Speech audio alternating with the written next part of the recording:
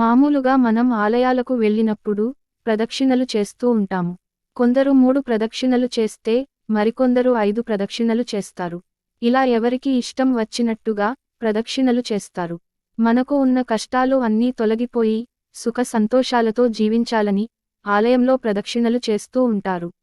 మరి ప్రదక్షిణలు ఎలా చేస్తే దైవానుగ్రహం కలుగుతుంది అనే విషయాల గురించి ఈ వీడియోలో తెలుసుకుందాం. ఆలయం చుట్టూ ప్రదక్షిణాలు చేసి దేవుడిని ప్రార్థించడం వల్ల దేవుడు అనుగ్రహం పొంది కష్టాలు దూరం అవుతాయని గ్రంథాల్లో చెప్పబడింది.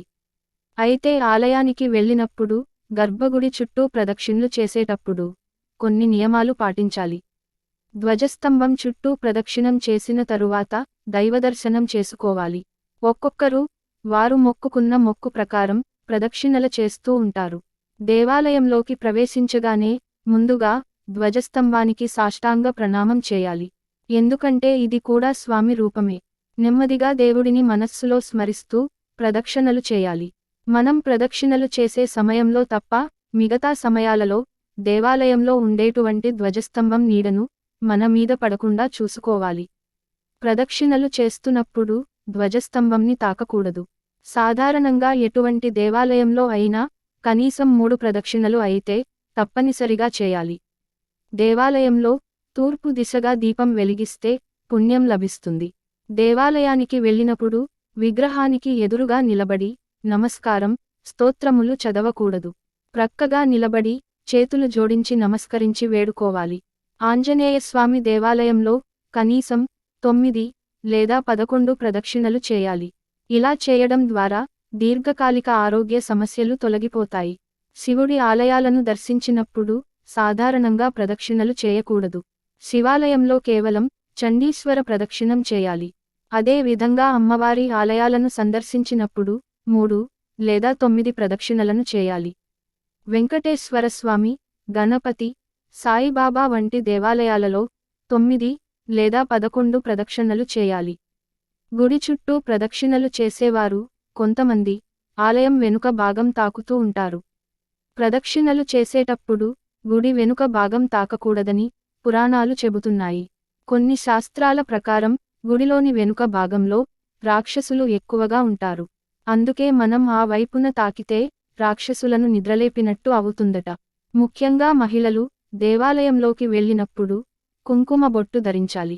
అంతేకాకుండా తలలో పూలు కూడా ఉంచుకోవాలి. మహిళలు ఆలయంలోకి జుట్టు విరబోసుకుని ప్రవేశించరాదు. ముఖ్యంగా శుభ్రమైన చీరనే ధరించాలి. దేవాలయంలో నేతితో దీపారాధన చేస్తే మీ ఇంట్లో సర్వ సుఖాలు, సౌభాగ్యాలు కలుగుతాయి. శివాలయంలో నందీశ్వరుణ్ణి ప్రార్థించిన తరువాతే స్వామివారిని దర్శించడానికి వెళ్ళాలి. నందీశ్వరుని అనుమతి లేనిదే శివపూజ చేయకూడదు. అలా చేస్తే ఫలితం ఉండదు. దేవాలయంలో 5 వత్తులతో దీపం వెలిగిస్తే ధనం, సౌఖ్యం, ఆరోగ్యం లభిస్తాయి. దేవుడికి ఎదురుగా దీపారాధన చేయకూడదు. నవగ్రహాలకు 3 ప్రదక్షిణలు చేస్తే గ్రహ దోషాలు తొలగిపోతాయి. సంతానం లేనివారు రావి చెట్టు చుట్టూ ప్రదక్షిణలు చేస్తే సంతాన ప్రాప్తి కలుగుతుందని ఆర్యోక్తి. గురువారం సాయిబాబా ఆలయంలో 16 ప్రదక్షిణలు చేయాలి. ప్రసాదం తీసుకుని బయటకు వెళ్లే ముందు మరోసారి దేవుడిని దర్శించుకుని గోపురానికి నమస్కరించి బయటకు రావాలి. మహాలక్ష్మీ అమ్మవారికి 20 ప్రదక్షిణలు చేయడం వలన మనకు అనేక లాభాలు ఉంటాయి. దోషాలు పోవాలంటే 9 చేయాలి. గుడికి వెళ్ళగానే కాళ్ళు చేతులు శుభ్రంగా కడుక్కోవాలి.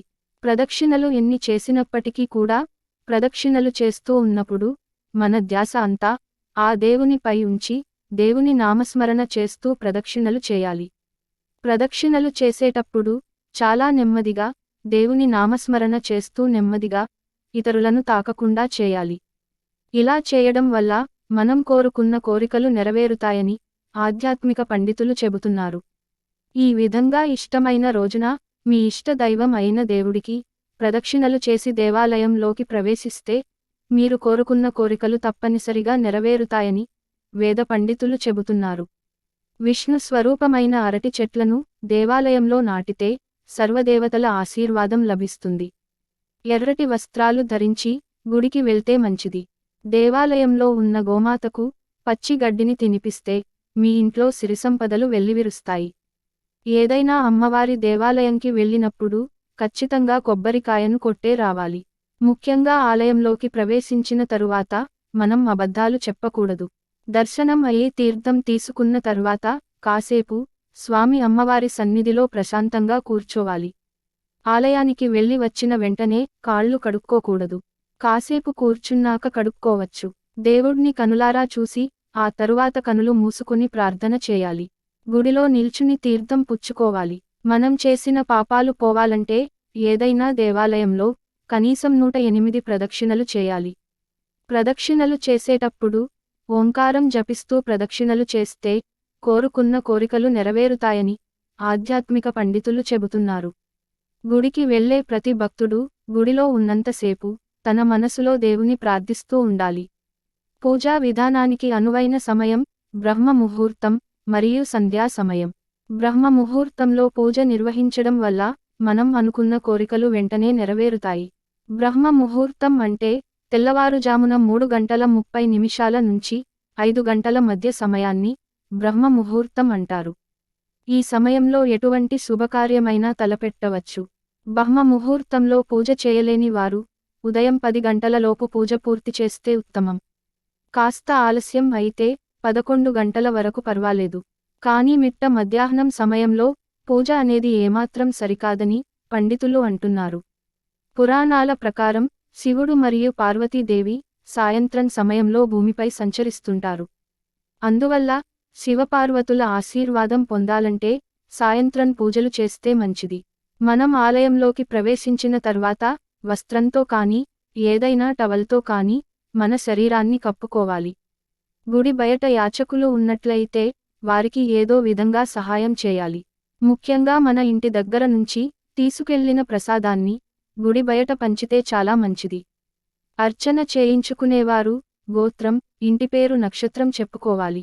జనన, మరణానికి సంబంధించిన విషయాలు గుడిలో మాట్లాడకూడదు. నందీశ్వరుడు శివలింగానికి మధ్య నుంచి నడిచి వెళ్ళకూడదు. తెల్లకలువ పూలతో దీపాన్ని అలంకరించి పూజ చేస్తే తెలివితేటలు, మేధస్సు పెరిగి సాత్విక మార్గంలో సంపాదన పెరుగుతుంది. పురుషులు దేవునికి సాష్టాంగ నమస్కారం చేయవచ్చు. స్త్రీలు చేయరాదు. వారు మోకాళ్లపై వంగి నుదురును నేలకు ఆనించి నమస్కారం చేయాలి. గుడి పరిసర ప్రాంతాలన్నీ పరిశుభ్రంగా ఉంచాలి.